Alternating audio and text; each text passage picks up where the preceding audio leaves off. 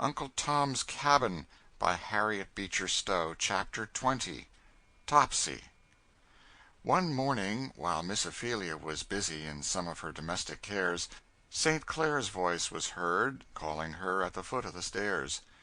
"Come down here, cousin, I've something to show you." "What is it?" said Miss Ophelia, coming down with her sewing in her hand. "I've made a purchase for your department. See here," said St. Clair, and with that word he pulled along a little negro girl about 8 or 9 years of age. She was one of the blackest of her race, and her round shining eyes, glittering as glass beads, moved with quick and restless glances over everything in the room. Her mouth, half open with astonishment at the wonders of the new master's parlor, displayed a white and brilliant set of teeth. Her woolly hair was braided in sundry little tails, which stuck out in every direction. The expression of her face was an odd mixture of shrewdness and cunning, over which was oddly drawn, like a kind of veil, an expression of the most doleful gravity and solemnity. She was dressed in a single filthy, ragged garment made of bagging, and stood with her hands demurely folded before her. Altogether there was something odd and goblin-like about her appearance, something, as Miss Ophelia afterwards said, so heathenish as to inspire that good lady with utter dismay, and turning to St. Clair she said, "Augustine, what in the world have you brought that thing here for?" "For you to educate, to be sure, and train in the way she should go. I thought she was rather a funny specimen in the Jim Crow line. Here, Topsy," he added, giving a whistle, as a man would to call the attention of a dog, "give us a song, now, and show us some of your dancing."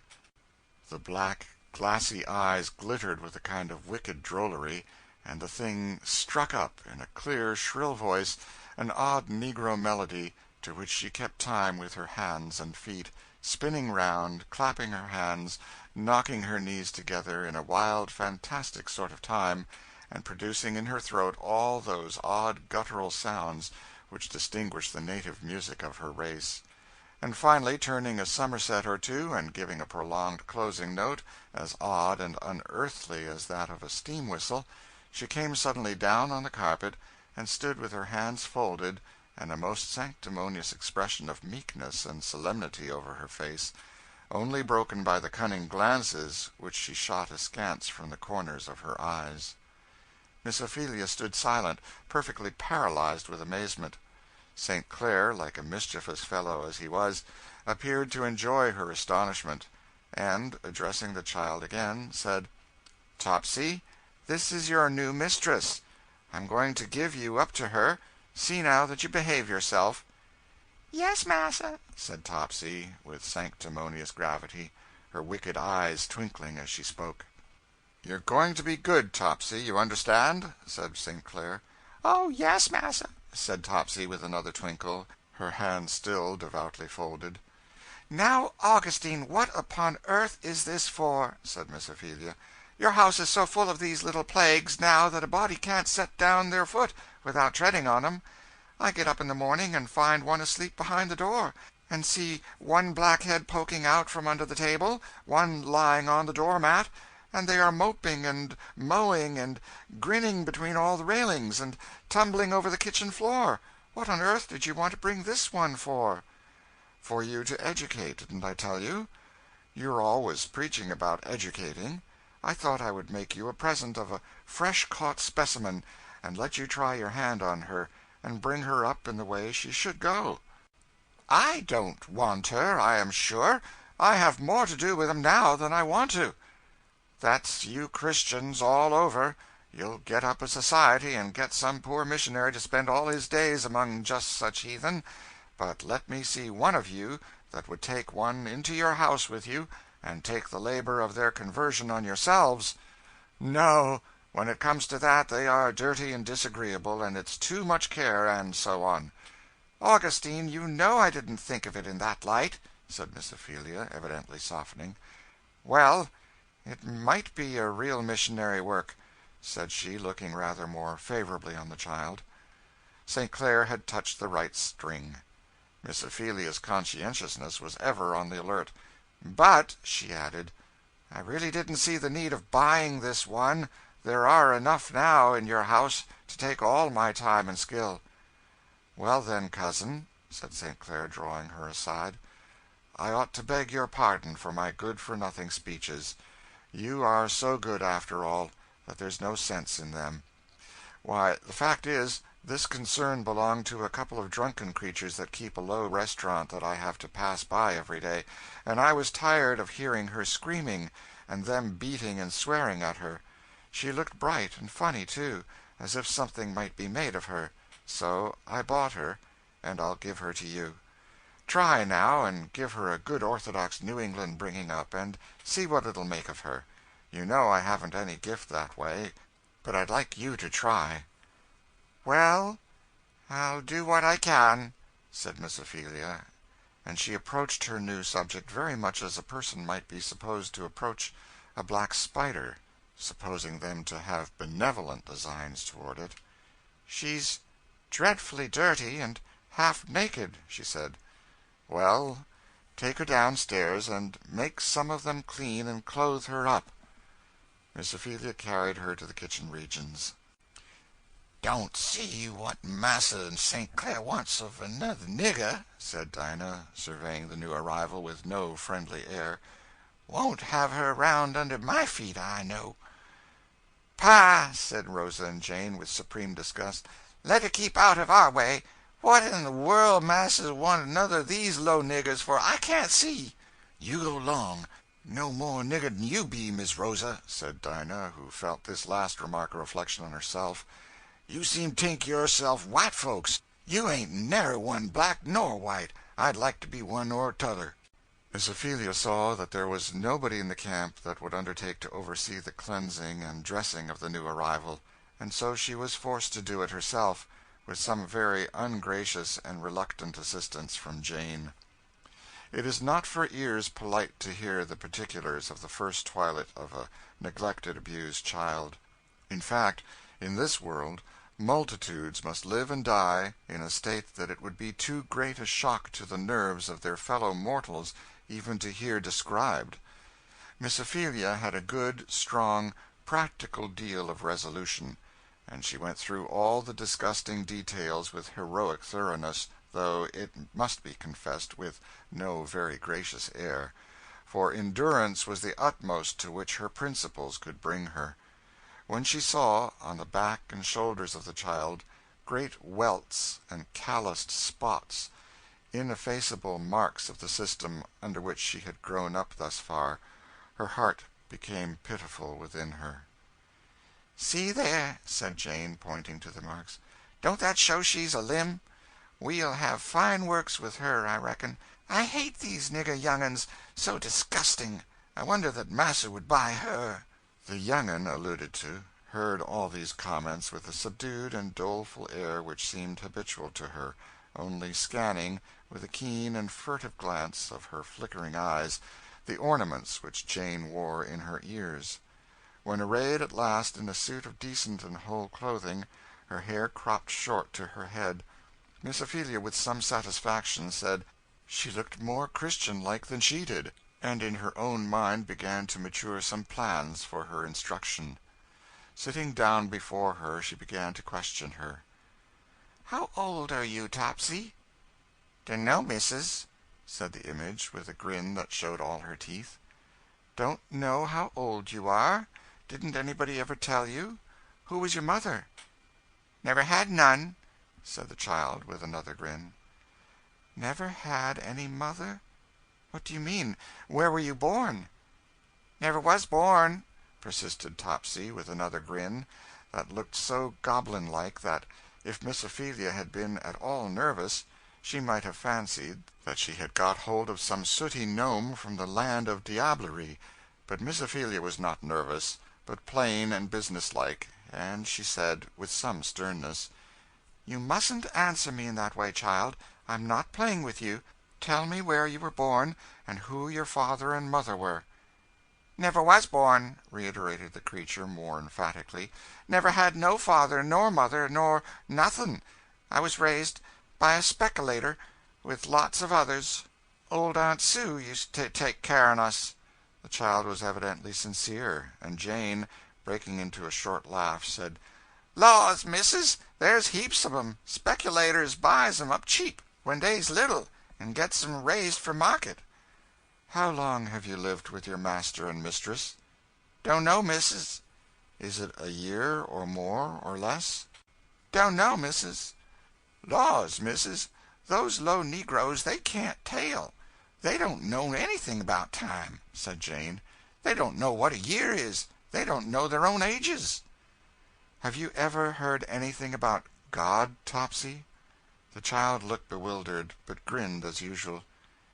"Do you know who made you?" "Nobody as I knows on," said the child with a short laugh. The idea appeared to amuse her considerably, for her eyes twinkled, and she added, "I 'spect I growed. Don't think nobody never made me." "Do you know how to sew?" said Ophelia, who thought she would turn her inquiries to something more tangible. "No, missus." "What can you do? What did you do for your master and mistress?" "Fetch water, and wash dishes, and rub knives, and wait on folks." "Were they good to you?" "'Spect they was," said the child, scanning Miss Ophelia cunningly. Miss Ophelia rose from this encouraging colloquy. St. Clair was leaning over the back of her chair. "You find virgin soil there, cousin. Put in your own ideas. You won't find many to pull up." Miss Ophelia's ideas of education, like all her other ideas, were very set and definite, and of the kind that prevailed in New England a century ago, and which are still preserved in some very retired and unsophisticated parts where there are no railroads. As nearly as could be expressed, they could be comprised in very few words: to teach them to mind when they were spoken to teach them the catechism, sewing and reading, and to whip them if they told lies. And though, of course, in the flood of light that is now poured on education, these are left far away in the rear, yet it is an undisputed fact that our grandmothers raised some tolerably fair men and women under this regime, as many of us can remember and testify. At all events, Miss Ophelia knew of nothing else to do, and therefore applied her mind to her heathen with the best diligence she could command. The child was announced and considered in the family as Miss Ophelia's girl, and, as she was looked upon with no gracious eye in the kitchen, Miss Ophelia resolved to confine her sphere of operation and instruction chiefly to her own chamber. With a self-sacrifice which some of our readers will appreciate, she resolved, instead of comfortably making her own bed, sweeping and dusting her own chamber, which she had hitherto done, in utter scorn of all offers of help from the chambermaid of the establishment, to condemn herself to the martyrdom of instructing Topsy to perform these operations. Ah, woe the day! Did any of our readers ever do the same, they will appreciate the amount of her self-sacrifice. Miss Ophelia began with Topsy by taking her into her chamber the first morning, and solemnly commencing a course of instruction in the art and mystery of bed-making. Behold, then, Topsy, washed and shorn of all the little braided tails wherein her heart had delighted, arrayed in a clean gown, with well-starched apron, standing reverently before Miss Ophelia, with an expression of solemnity well befitting a funeral. "Now, Topsy, I'm going to show you just how my bed is to be made. I am very particular about my bed. You must learn exactly how to do it." "Yes, ma'am," said Topsy, with a deep sigh, and a face of woeful earnestness. "Now, Topsy, look here. This is the hem of the sheet. This is the right side of the sheet, and this is the wrong. Will you remember?" "Yes, ma'am," said Topsy, with another sigh. "Well, now, the under sheet you must bring over the bolster, so, and tuck it clear down under the mattress nice and smooth, so. Do you see?" "Yes, ma'am," said Topsy, with profound attention. "But the upper sheet," said Miss Ophelia, "must be brought down in this way, and tucked under firm and smooth at the foot, so. The narrow hem at the foot." "Yes, ma'am," said Topsy, as before. But we will add, what Miss Ophelia did not see, that during the time when the good lady's back was turned in the zeal of her manipulations, the young disciple had contrived to snatch a pair of gloves and a ribbon, which she had adroitly slipped into her sleeves, and stood with her hands dutifully folded as before.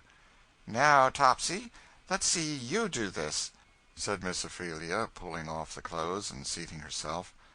Topsy, with great gravity and adroitness, went through the exercise completely to Miss Ophelia's satisfaction, smoothing the sheets, patting out every wrinkle, and exhibiting through the whole process a gravity and seriousness with which her instructress was greatly edified.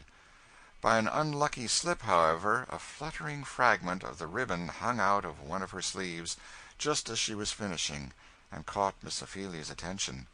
Instantly she pounced upon it. "What's this, you naughty wicked child?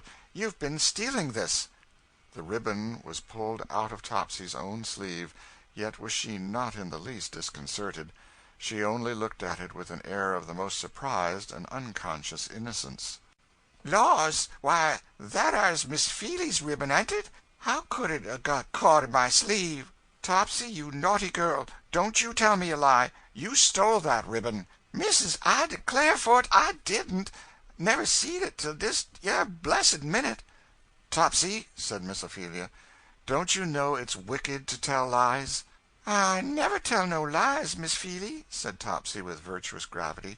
"It's just the truth I've been a-telling now, and ain't nothing else." "Topsy, I shall have to whip you if you tell lies so."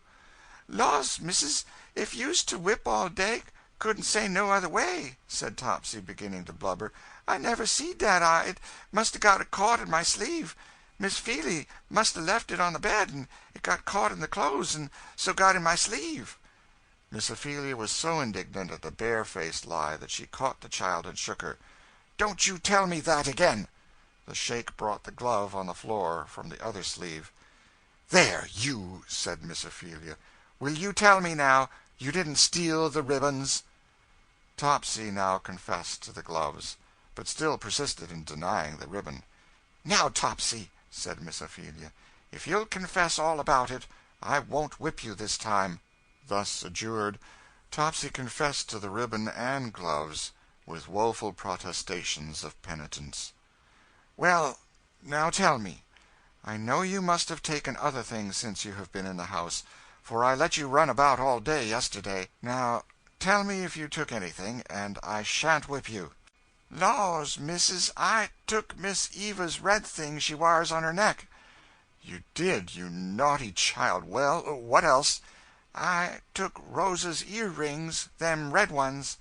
"Go bring them to me this minute, both of them." "Laws, missus, I can't. They's burnt up." "Burnt up? What a story! Go get 'em, or I'll whip you." Topsy, with loud protestations, and tears, and groans, declared that she could not. "They's burnt up, they was." "What did you burn 'em for?" said Miss Ophelia. "'Cause I's wicked, I is. I's mighty wicked, anyhow. I can't help it."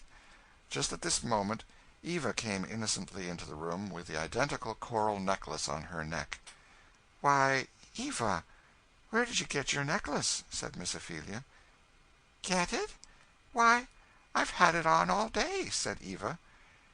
"Did you have it on yesterday?" "Yes, and what is funny, auntie, I had it on all night. I forgot to take it off when I went to bed."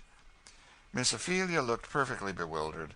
The more so, as Rosa, at that instant, came into the room with a basket of newly ironed linen poised on her head, and the coral eardrops shaking in her ears. "I'm sure I can't tell anything what to do with such a child," she said, in despair. "What in the world did you tell me you took those things for, Topsy?" "Why, missus said I must 'fess, and I couldn't think of nothing else to 'fess," said Topsy, rubbing her eyes. "But of course I didn't want you to confess things you didn't do," said Miss Ophelia. "That's telling a lie just as much as the other." "Laws, now is it?" said Topsy, with an air of innocent wonder. "La, there ain't any such thing as truth in that limb," said Rosa, looking indignantly at Topsy. "If I was Massa St. Clair, I'd whip her till the blood run, I would. I'd let her catch it." "No, no, Rosa," said Eva with an air of command, which the child could assume at times. "You mustn't talk so, Rosa. I can't bear to hear it."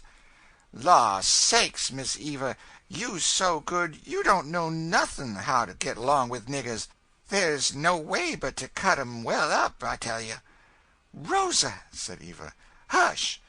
Don't you say another word of that sort." And the eye of the child flashed, and her cheek deepened its color. Rosa was cowed in a moment. "Miss Eva has got the St. Clair blood in her, that's plain. She can speak for all the world just like her papa," she said as she passed out of the room. Eva stood looking at Topsy.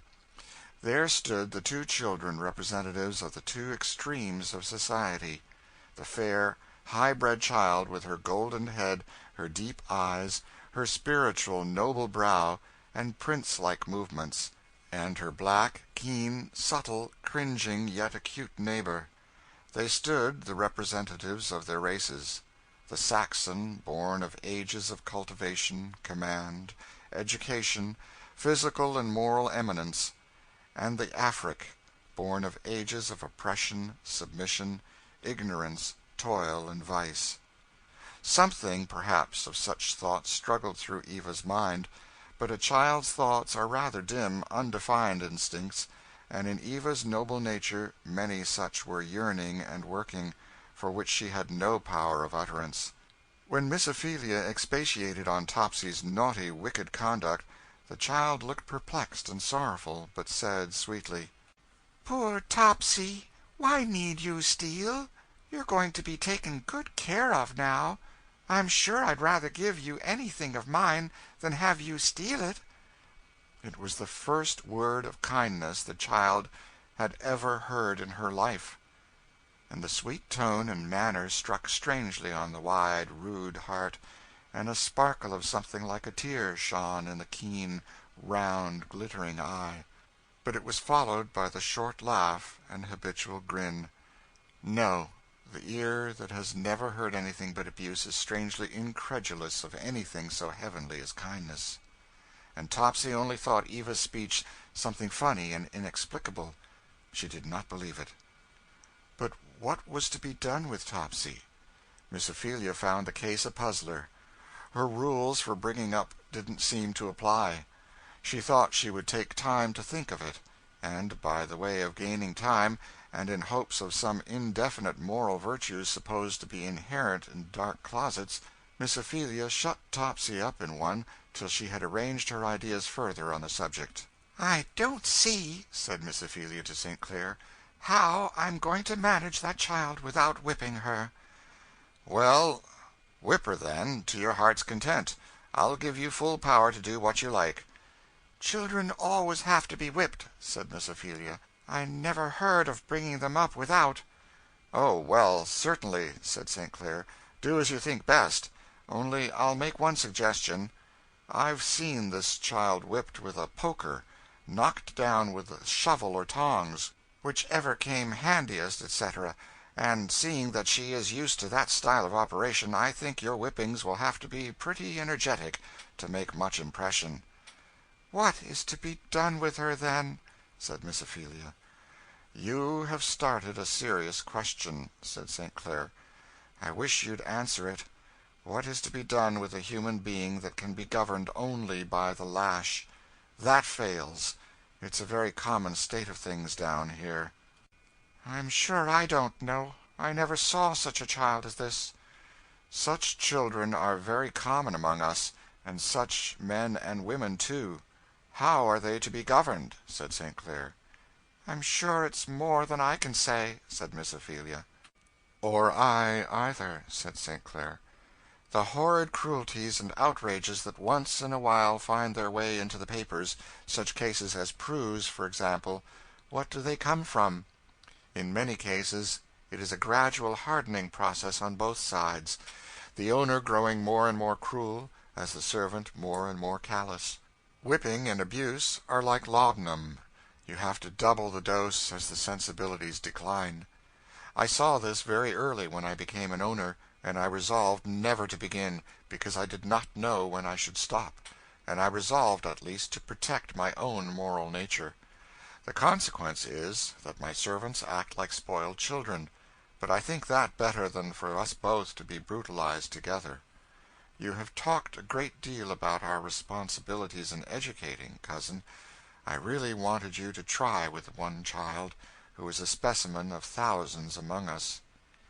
"It is your system makes such children," said Miss Ophelia. "I know it, but they are made, they exist, and what is to be done with them?"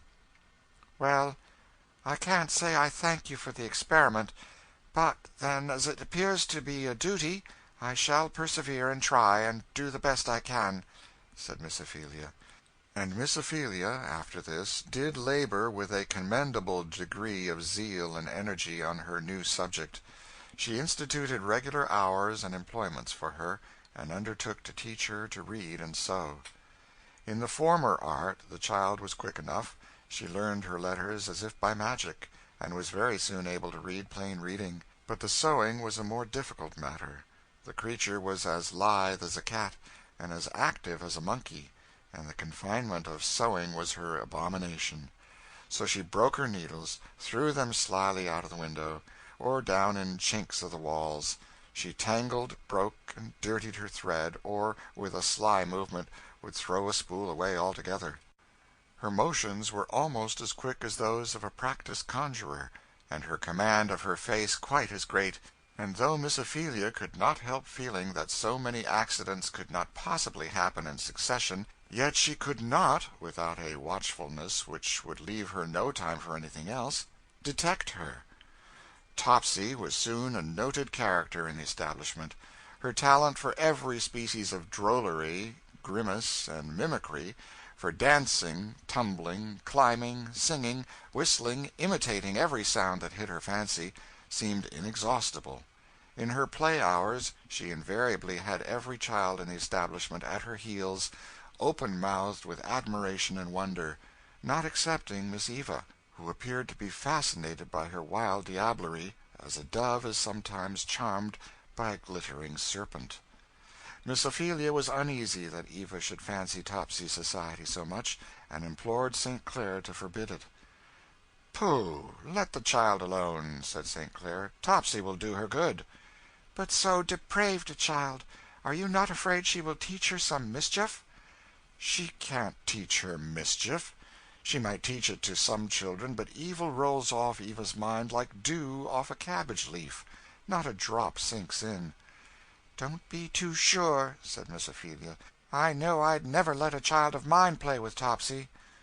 "Well, your children needn't," said St. Clair, "but mine may. If Eva could have been spoiled, it would have been done years ago." Topsy was at first despised and contemned by the upper servants. They soon found reason to alter their opinion. It was very soon discovered that whoever cast an indignity on Topsy was sure to meet with some inconvenient accident shortly after. Either a pair of earrings or some cherished trinket would be missing, or an article of dress would be suddenly found utterly ruined, or the person would stumble accidentally into a pail of hot water, or a libation of dirty slop would unaccountably deluge them from above when in full gala dress; and on all these occasions, when investigation was made, there was nobody found to stand sponsor for the indignity. Topsy was cited and had up before all the domestic judicatories, time and again, but always sustained her examinations with most edifying innocence and gravity of appearance. Nobody in the world ever doubted who did the things, but not a scrap of any direct evidence could be found to establish the suppositions, and Miss Ophelia was too just to feel at liberty to proceed to any length without it. The mischiefs done were always so nicely timed, also, as further to shelter the aggressor. Thus the times for revenge on Rosa and Jane, the two chambermaids, were always chosen in those seasons when, as not unfrequently happened, they were in disgrace with their mistress, when any complaint from them would of course meet with no sympathy. In short, Topsy soon made the household understand the propriety of letting her alone, and she was let alone accordingly. Topsy was smart and energetic in all manual operations, learning everything that was taught her with surprising quickness. With a few lessons she had learned to do the proprieties of Miss Ophelia's chamber in a way with which even that particular lady could find no fault. Mortal hands could not lay spread smoother, adjust pillows more accurately, sweep and dust and arrange more perfectly, than Topsy when she chose, but she didn't very often choose. If Miss Ophelia, after 3 or 4 days of careful patient supervision, was so sanguine as to suppose that Topsy had at last fallen into her way, could do without overlooking, and so go off and busy herself about something else. Topsy would hold a perfect carnival of confusion for some 1 or 2 hours. Instead of making the bed, she would amuse herself with pulling off the pillow-cases, butting her woolly head among the pillows, till it would sometimes be grotesquely ornamented with feathers sticking out in various directions. She would climb the posts, and hang head downward from the tops, flourish the sheets and spreads all over the apartment, dress the bolster up in Miss Ophelia's night-clothes, and enact various performances with that, singing and whistling and making grimaces at herself in the looking-glass. In short, as Miss Ophelia phrased it, raising Cain generally. On one occasion Miss Ophelia found Topsy with her very best scarlet India Canton crape shawl wound round her head for a turban, going on with her rehearsals before the glass in great style, Miss Ophelia having, with carelessness most unheard of in her, left the key, for once, in her drawer. "Topsy," she would say, when at the end of all patience, "what does make you act so?" "Dunno, missus. I s'pect 'cause I so wicked." "I don't know anything what I shall do with you, Topsy." "Law, missus, you must whip me. My old missus allers whip me. I ain't used to working unless I gets whipped." "Why, Topsy, I don't want to whip you. You can do well, if you've a mind to. What is the reason you won't?" "Laws, missus, I used to whipping. I s'pects it's good for me." Miss Ophelia tried the recipe, and Topsy invariably made a terrible commotion, screaming, groaning, and imploring, though half an hour afterwards, when roosted on some projection of the balcony, and surrounded by a flock of admiring young uns, she would express the utmost contempt of the whole affair. "Law, Miss Feely whip!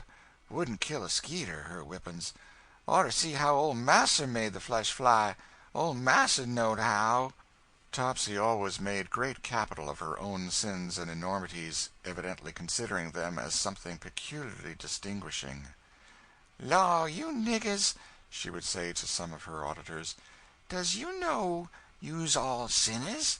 Well, you is, everybody is. White folks is sinners, too. Miss Feely says so. But I s'pects niggers is the biggest ones. But, Lord, you ain't any on you up to me. I's so awful wicked, there can't nobody do nothing with me. I used to keep old missus a swaring at me half the time. I s'pect I's the wickedest critter in the world." And Topsy would cut a somerset and come up brusque and shining on a higher perch, and evidently plume herself on the distinction. Miss Ophelia busied herself very earnestly on Sundays, teaching Topsy the catechism. Topsy had an uncommon verbal memory, and committed with a fluency that greatly encouraged her instructress. "What good do you expect it is going to do her?" said St. Clair. "Why, it always has done children good.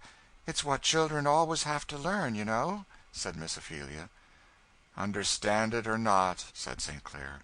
"Oh, children never understand it at the time, but after they are grown up it'll come to them." "Mine hasn't come to me yet," said St. Clair, "though I'll bear testimony that you put it into me pretty thoroughly when I was a boy." "Ah, you were always good at learning, Augustine. I used to have great hopes of you," said Miss Ophelia. "Well, haven't you now?" said St. Clair. "I wish you were as good as you were when you were a boy, Augustine." "So do I, that's a fact, cousin," said St. Clair. "Well, go ahead and catechize, Topsy. Maybe you'll make out something yet." Topsy, who had stood like a black statue during this discussion, with hands decently folded, now at a signal from Miss Ophelia went on. "Our first parents, being left to the freedom of their own will, fell from the state wherein they were created." Topsy's eyes twinkled, and she looked inquiringly. "What is it, Topsy?" said Miss Ophelia. "Please, missus, Was dat our state Kentuck? What state, Topsy? Dat state they fell out of. I used to hear Massa tell how we came down from Kentuck. St. Clair laughed. You'll have to give her a meaning, or she'll make one, said he. There seems to be a theory of emigration suggested there. Oh, Augustine, be still, said Miss Ophelia. How can I do anything if you will be laughing? Well, I won't disturb the exercises again, on my honor. And St. Clair took his paper into the parlor and sat down till Topsy had finished her recitations. They were all very well, only that now and then she would oddly transpose some important words, and persist in the mistake, in spite of every effort to the contrary. And St. Clair, after all his promises of goodness, took a wicked pleasure in these mistakes, calling Topsy to him whenever he had a mind to amuse himself, and getting her to repeat the offending passages, in spite of Miss Ophelia's remonstrances. How do you think I can do anything with the child if you will go on so, Augustine? She would say. Well, it is too bad. I won't again, but I do like to hear the droll little image stumble over those big words. But you confirm her in the wrong way. What's the odds? One word is as good as another to her. You wanted me to bring her up right, and you ought to remember she is a reasonable creature, and be careful of your influence over her. Oh, dismal! So I ought. But as Topsy herself says, "I's so wicked." In very much this way Topsy's training proceeded, for a year or two, Miss Ophelia worrying herself from day to day with her as a kind of chronic plague, to whose inflictions she became, in time, as accustomed as persons sometimes do to the neuralgia or sick headache. St. Clair took the same kind of amusement in the child that a man might in the tricks of a parrot or a pointer. Topsy, whenever her sins brought her into disgrace in other quarters, always took refuge behind his chair, and St. Clair, in one way or other, would make peace for her. From him she got many a stray picayune, which she laid out in nuts and candies, and distributed with careless generosity to all the children in the family. For Topsy, to do her justice, was good-natured and liberal, and only spiteful in self-defense. She is fairly introduced into our corps de ballet, and will figure, from time to time in her turn, with other performers. End of chapter 20.